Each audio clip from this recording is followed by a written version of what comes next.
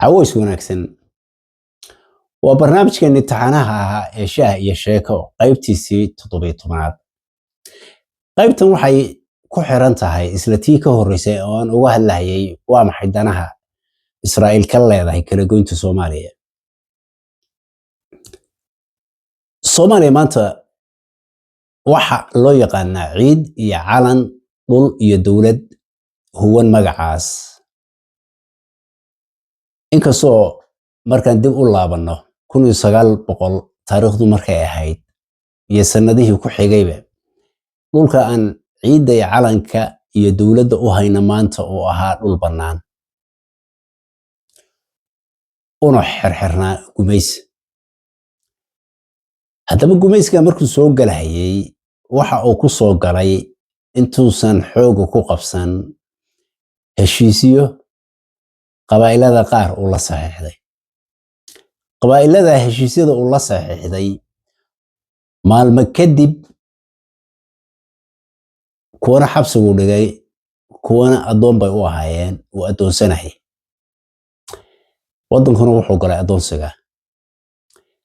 haddaan taa inta uga gudbo taariikhda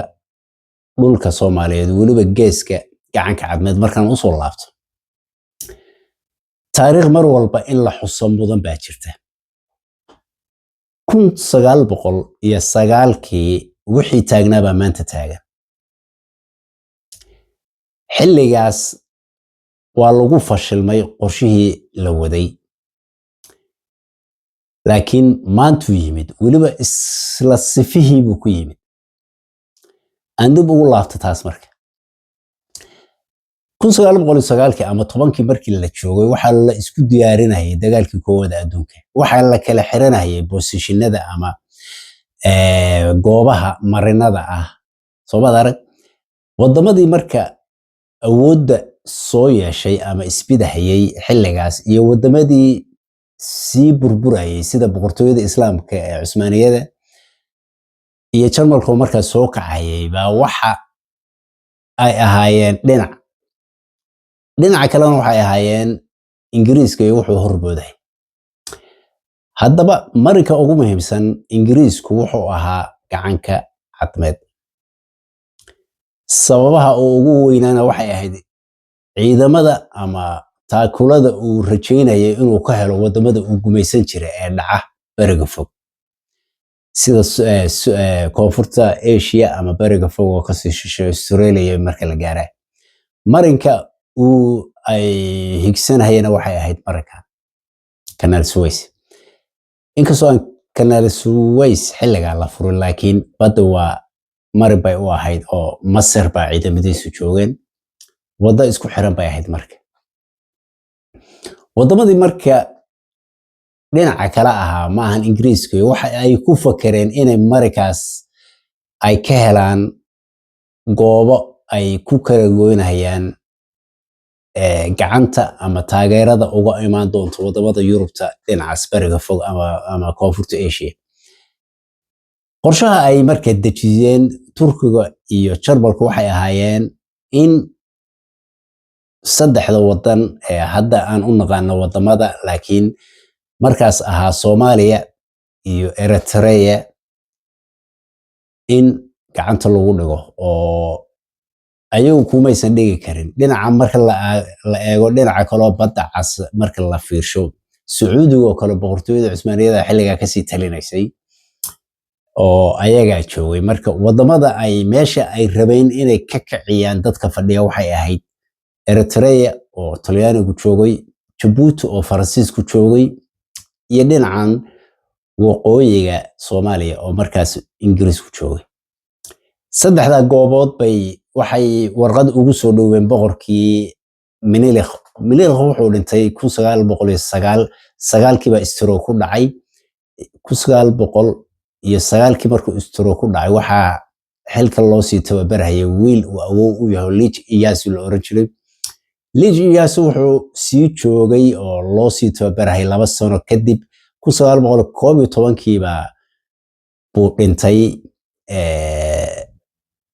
Menelikh labaad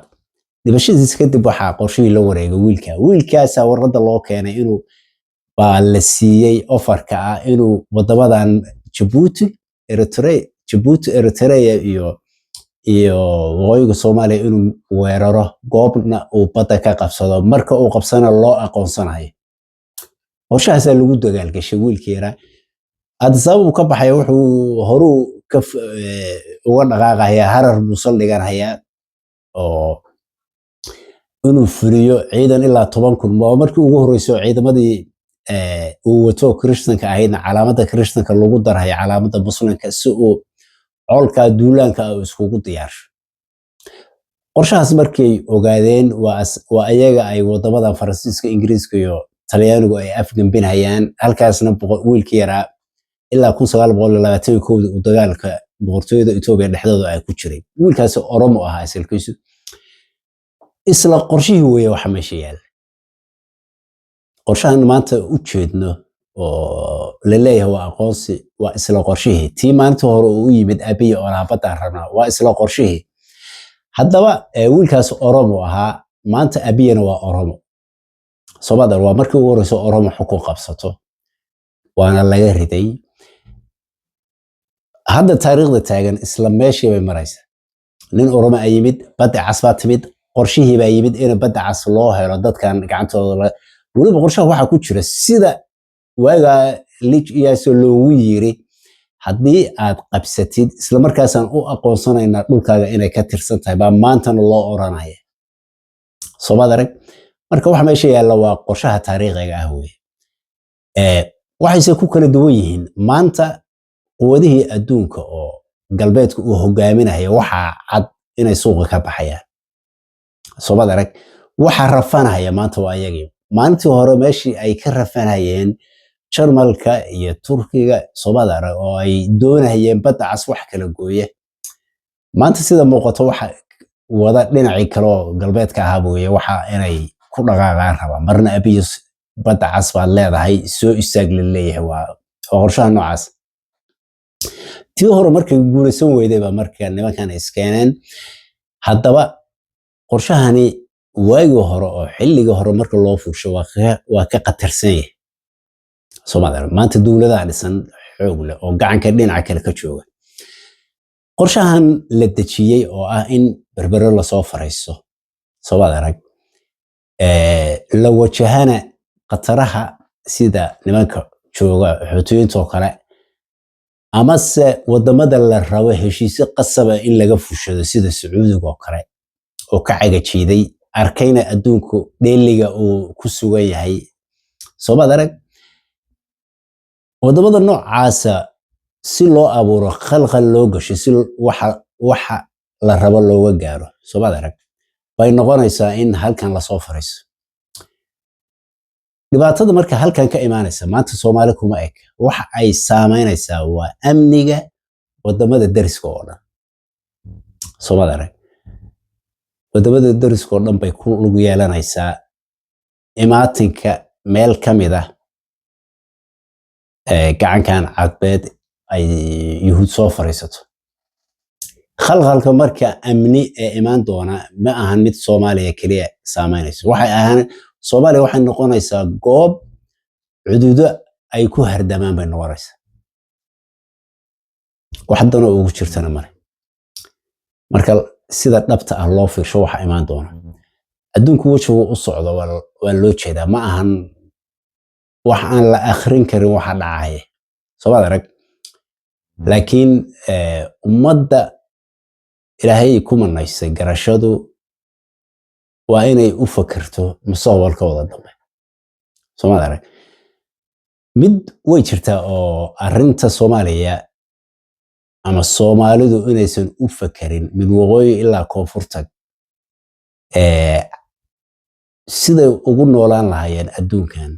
ama siday wadajir ayagoo u noolaan lahaayeen ama siday u arki lahaayeen danaha laga leeyahay iyo ma aragtay hantidooda iyo wax walba oo lagu danaysanayo ayaguna ay gacanta iska yihiin marka taas waa gaar oo Soomaaliya oo dhan bay taala laakiin tan aad ku martiqaadaysid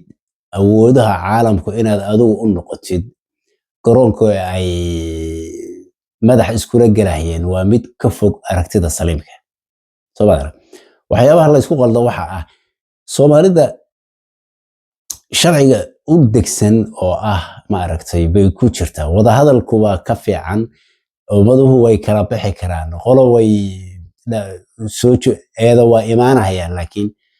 dadku inay wada hadlaan oo wada fariisaan oo xeer iyo qawaaniin ay leeyihiin ay ka degsadaan wixii yimaadaan ay ka wada hadli karaan baa meesha ku jirta laakiin ma ahan caqliga oranaya dabbaa la isgelinaya oo ama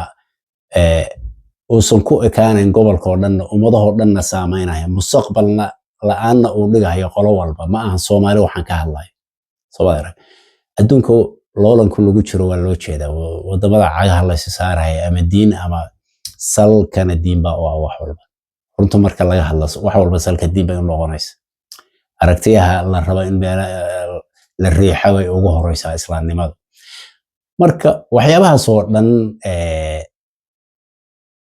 waa wax la rabo dadka indhaha leh inay ku fiirshaan indhaha ay arkaan ayna waxayaan